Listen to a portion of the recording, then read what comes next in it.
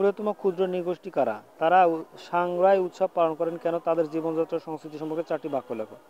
তো বন্ধুরা, আমরা কিন্তু এর আগে জেনেছি যে বাংলাদেশে প্রায় 45টা নৃগোষ্ঠী বাস করে এবং এর মধ্যে সংখ্যাগরিষ্ঠ ছিল হলো চাকমা। তো আমাদের আজকের কোশ্চেন হলো দ্বিতীয় বৃহত্তম ক্ষুদ্র নৃগোষ্ঠী কারা?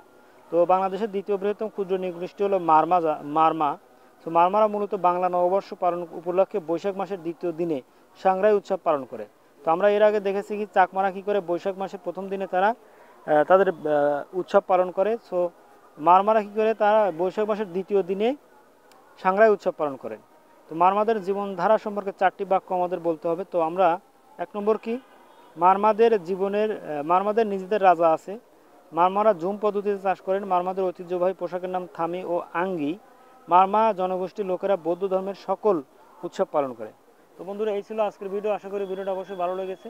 আর সবাইকে রিকোয়েস্ট করবো, যারা আমার চ্যানেলকে এখনও সাবস্ক্রাইব করো নাই, প্লিজ সাবস্ক্রাইব মাই চ্যানেল। আল্লাহ হাফেজ, আসসালামু আলাইকুম।